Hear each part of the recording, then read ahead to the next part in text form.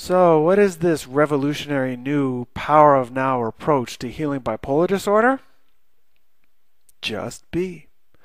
Be with the people that are in psychosis and truly connect with them.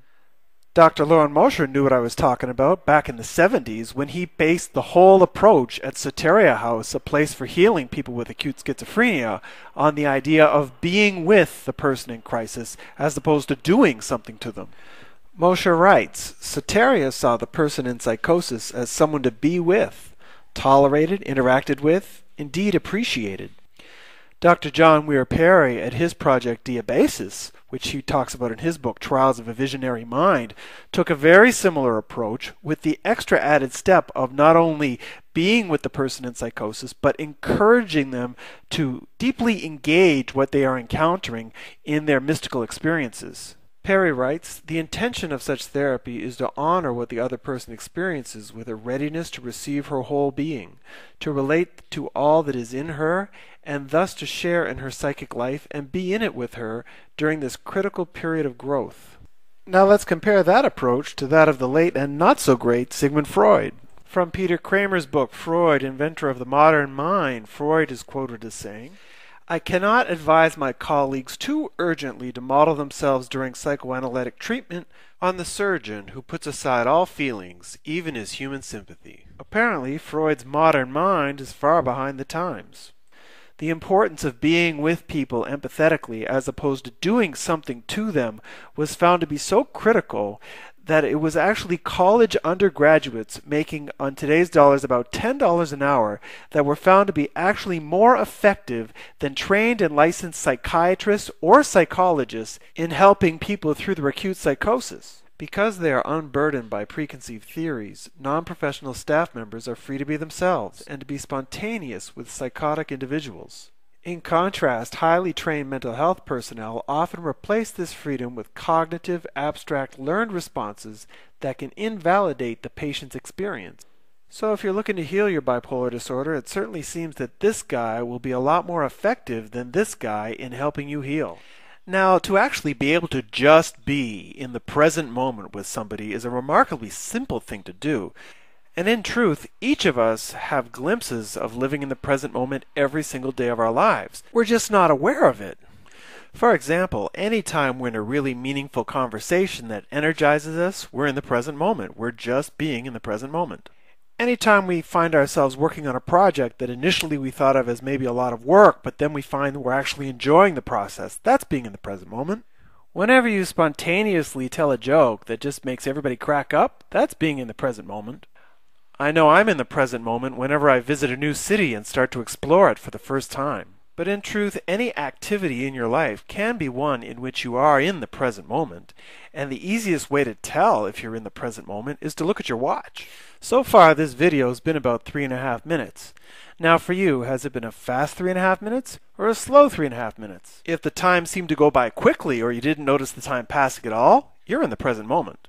But if you're looking at that little clock in the lower right-hand corner and you're wondering how much longer I'm going to be and you're thinking about where you've got to be next, you are not in the present moment. In fact, where you are, or where your attention is, I should say, is either in the future or in the past, usually worrying about the future and often because of what happened in the past. Now, there is one person that is always in the present moment, and that is the person who's in an acute psychosis.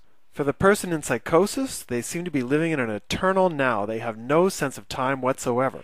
And as a support person, if you're not being with the person in psychosis in that present moment, they can really feel it, because to them it feels like a coldness or a hostility that you're emitting. And they will often react to you in a very negative or even violent way. Conversely, when you are being with them, simply being, that is a state of love. And they can feel that love and will respond to it in a very positive way. Now, while just being sounds simple, it's not always so easy when put into practice for most people. I mean, as a supporter, would you be able to simply be in the present moment as you watch the person in psychosis piss all over your Persian rug? Would you be able to stay in the present moment watching someone who's your boyfriend or girlfriend put their arms around another support person and express genuine love and affection for that person and not you? Will you stay in the present moment when your friend takes all their clothes off and tries to jump out the window?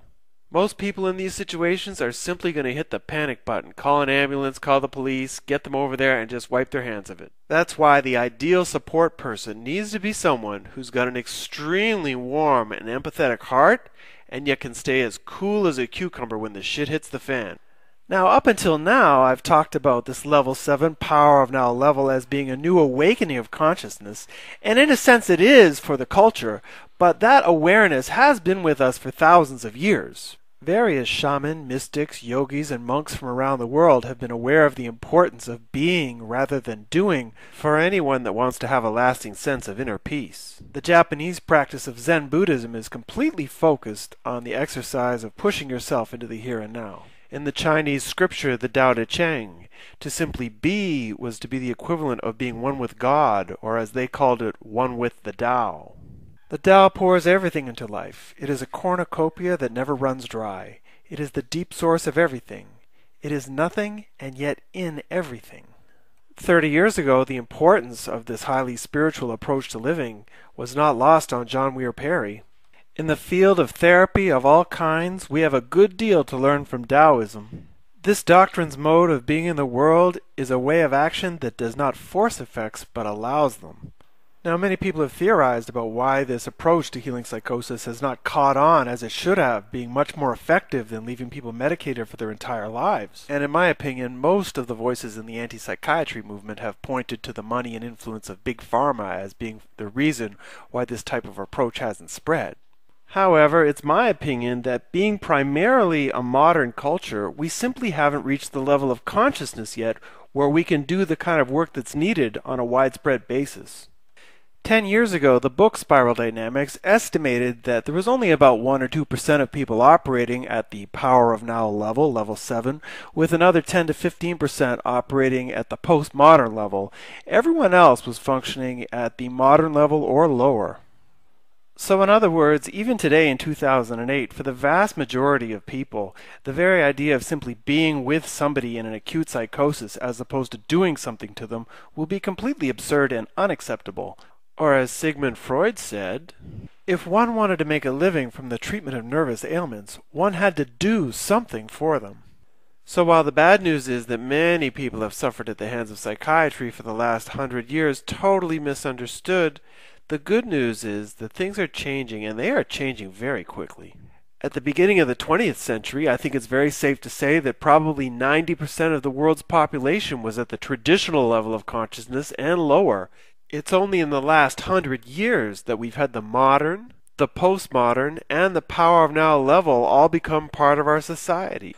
So, as more people are evolving into the postmodern and power of now levels of consciousness, we're going to have more people that are able to understand what needs to happen and are capable of doing it. Or let me correct that, are capable of doing nothing, just being. For those of you out there who are still struggling with this idea of just being, I highly recommend Eckhart Tolle's book, The Power of Now. It's really addressed at people that are having specific concerns with this idea and are trying to apply it to their own life. For additional information on any of the books I mentioned in my videos, you can check out my Bipolar or Waking Up blog, where I have a book list on the right-hand side.